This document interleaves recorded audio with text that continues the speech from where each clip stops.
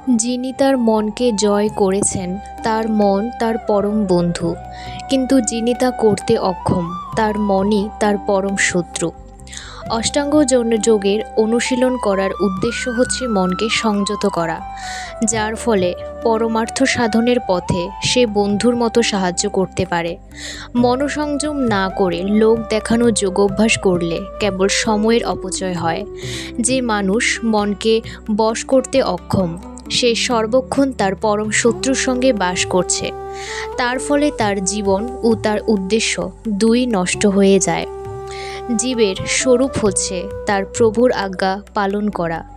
মন যতক্ষণ অজিত শত্রু হয়ে থাকে ততক্ষণ তাকে কাম, ক্রোধ, লোভ, মোহ আদির আজ্ঞা পালন করতে হয়। কিন্তু মন যখন বশীভূত হয় তখন পরমাত্মারূপে প্রত্যেকের হৃদয়ে অবস্থিত যে ভগবান তার আদেশ পালনে জীব স্বতঃপ্রবৃত্ত হয়। যোগাভ্যাসের যথার্থ তাৎপর্য হচ্ছে হৃদয়ে পরমাত্মার সঙ্গে সংযুক্ত হয়ে তার আজ্ঞা পালন করা।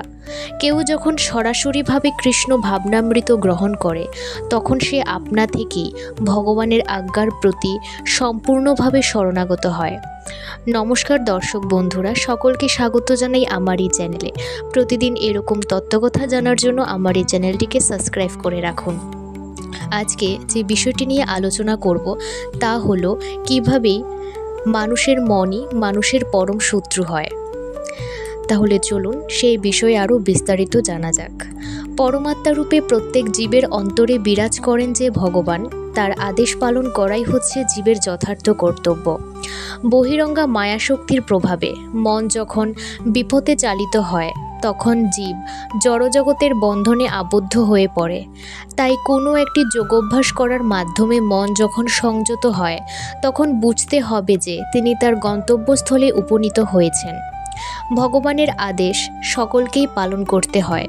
মন যখন পরা প্রকৃতিতে নিবিষ্ট হয় তখন ভগবানের আদেশ শিরোধার্য করা ছাড়া আর কোনো বিকল্প পন্থা থাকে না। মনকে অবশ্যই ঊর্ধ্বতন করা ও বশ্যতার স্বীকার করে তার নির্দেশ অনুসারে পরিচালিত হতে হয়।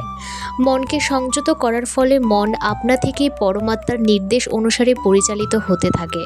কৃষ্ণ ভাবনাময় ভগবত ভক্ত যেহেতু অবিলম্বে এই অপ্রাকৃত স্তরে উন্নীত হন, তাই তিনি সুখ, দুঃখ, শীত, উষ্ণ আদি জড় অস্তিত্বের দ্বৈতভাবের দ্বারা প্রভাবিত হন না।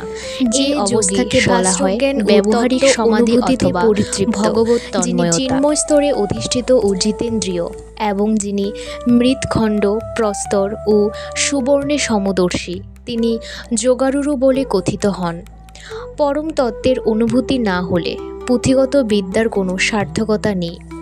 শাস্ত্রে বলা হয়েছে জড় কলুষিত ইন্দ্রিয়ের দ্বারা কেউ শ্রীকৃষ্ণের নাম, রূপ, গুণ, লীলার দিব্য প্রকৃত উপলব্ধি করতে পারেন না। ভগবানের সেবা করার মাধ্যমে যখন দিব্য চেতনার উন্মেষ হয় তখন ভগবানের অপ্রাকৃত নাম, রূপ ও লীলার চিন্ময় স্বরূপ তার কাছে অনুভূত হয়। এই ভগবদ গীতা হচ্ছে কৃষ্ণ ভাবনার বিজ্ঞান। কেবল লৌকিক পাণ্ডিত্যের দ্বারা কৃষ্ণ ভাবনা লাভ করা যায় না। এই জ্ঞান লাভ করতে হলে ভগবত তত্ত্ববেত্তা শুদ্ধ ভক্তের সঙ্গ লাভের সৌভাগ্য হতে হবে। ভগবান শ্রীকৃষ্ণের কৃপার ফলে কৃষ্ণ ভাবনাময় মহাত্মা ভগবত তত্ত্ব উপলব্ধি করতে পারেন, কারণ তিনি শুদ্ধ ভক্তির দ্বারা পরিতৃপ্ত হয়ে থাকেন। ভগবত তত্ত্বজ্ঞান উপলব্ধির ফলে মানুষ তার জীবনের যথার্থ সার্থকতা লাভ করেন। অপ্রাকৃত জ্ঞানের প্রভাবে ভগবানের প্রতি বিশ্বাস দৃঢ় হয়, কিন্তু পুঁথিগত বিদ্যার ফলে আপাত পরস্পর বিরোধী উক্তির দ্বারা সহজেই মোহাচ্ছন্ন ও বিভ্রান্ত হয়ে পড়ার সম্ভাবনা থাকে।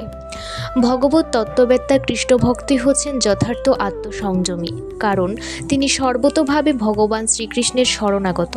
তিনি সর্বদাই অপ্রাকৃত স্তরে অধিষ্ঠিত, কারণ লৌকিক জ্ঞানের সঙ্গে তার কোনো সম্পর্ক নেই। অন্যদের কাছে লৌকিক বিদ্যা ও মনোধর্ম প্রসূত জ্ঞান স্বর্ণবৎ উত্তম বলে প্রতিভাত হতে পারে, কিন্তু কৃষ্ণ ভক্তের কাছে তার মূল্য এক টুকরো মৃৎখণ্ড বা পাথরের থেকে বেশি নয়। যিনি সুহৃদ, মিত্র, শত্রু, উদাসীন, মধ্যস্থ, মৎসর, বন্ধু, ধার্মিক ও পাপাচারী সকলের প্রতি সমবুদ্ধি, তিনি শ্রেষ্ঠতা লাভ করেন। যোগারূঢ় ব্যক্তি সর্বদা পরব্রহ্মে সম্পর্কযুক্ত হয়ে তার দেহ মন ও নিজেকে নিয়োজিত করবেন। তিনি একাকী নির্জন স্থানে বসবাস করবেন এবং সর্বদা সতর্কভাবে তার মনকে বশীভূত করবেন। তিনি বাসনামুক্ত ও পরিগ্রহ রহিত হবেন। স্তর বিশেষে শ্রীকৃষ্ণকে ব্রহ্ম, পরমাত্মা ও পরম পুরুষোত্তম ভগবান রূপে উপলব্ধি করা যায়। ভক্তি সহকারে সর্বক্ষণ ভগবানের সেবা করাই হচ্ছে কৃষ্ণ ভাবনা।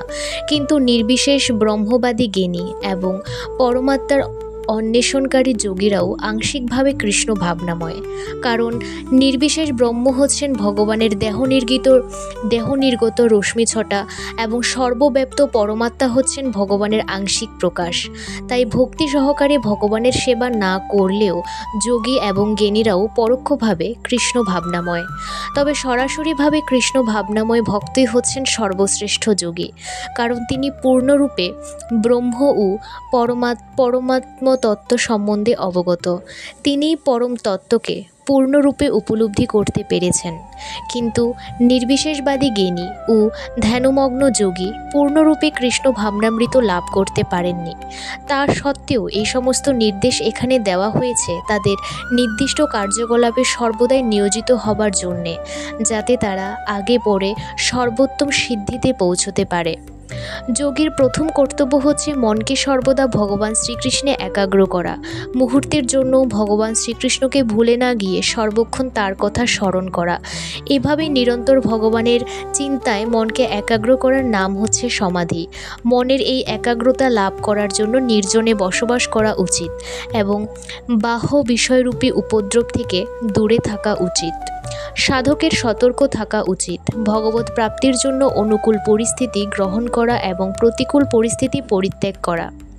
দৃঢ় সংকল্পের সঙ্গে তার অনাবশ্যক ভোগ বাসনা পরিত্যাগ করা উচিত, কারণ তা পরিগ্রহরূপে বন্ধনের সৃষ্টি করে।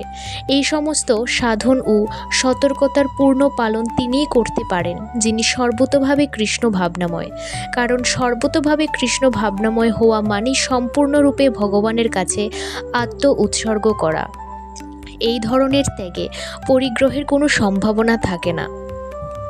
বিষয়ের প্রতি আসক্ত শূন্য হয়ে এবং শ্রীকৃষ্ণ সম্বন্ধে নির্বন্ধ করে ভগবানের সেবার অনুকূল বিষয়টুকু গ্রহণ করাকেই বলা হয় যুক্ত বৈরাগ্য। পক্ষান্তরে শ্রীকৃষ্ণের সঙ্গে জীবের সম্পর্কের কথা না জেনে যে সব কিছু পরিত্যাগ করে তার বৈরাগ্য পূর্ণ নয়। কৃষ্ণ ভাবনাময় ভক্ত যথার্থরূপে জানেন যে সব কিছুই শ্রীকৃষ্ণের সম্পত্তি, তাই তিনি কোনো কিছুই নিজের বলে দাবি করেন না। নিজে ভোগ করার জন্য তিনি কোনো কিছুর লালসা করেন না। তিনি জানেন শ্রীকৃষ্ণের সেবার অনুকূলে কোনটি গ্রহণ করা উচিত এবং কোনটি পরিত্যাগ করা উচিত। বিষয় ভোগের প্রতি তিনি সর্বদাই উদাসীন, কারণ তিনি সর্বদাই অপ্রাকৃত স্তরে অধিষ্ঠিত। ভগবত ভক্ত ছাড়া আর কারো সঙ্গ করার কোনো প্রয়োজন নেই বলে তিনি সর্বদাই একাকী। তাই কৃষ্ণ ভাবনাময় ভক্তই হচ্ছেন পরম যোগী। ধন্যবাদ দর্শক বন্ধুরা। আজকে এই ভিডিওটির মধ্যে আমরা জানতে পারলাম যে কিভাবে আমরা আমাদের মনকে একাগ্র করব। কারণ আমাদের মন যদি একাগ্র না থাকে তাহলে আমাদের মনই আমাদের পরম শত্রু, এবং এই চঞ্চল মনের চাইতে বড় শত্রু আর দ্বিতীয় কেউ হতে পারে না। কারণ মন যদি আমাদের একাগ্র না থাকে তাহলে আমরা আমাদের লক্ষ্যে পৌঁছতে পারবো না এবং কোনো কাজই আমরা ভালোভাবে সম্পূর্ণ করতে পারবো না। ধন্যবাদ দর্শক বন্ধুরা। এরকম তথ্য জানার জন্য আমার এই চ্যানেলটিকে সাবস্ক্রাইব করে রাখুন।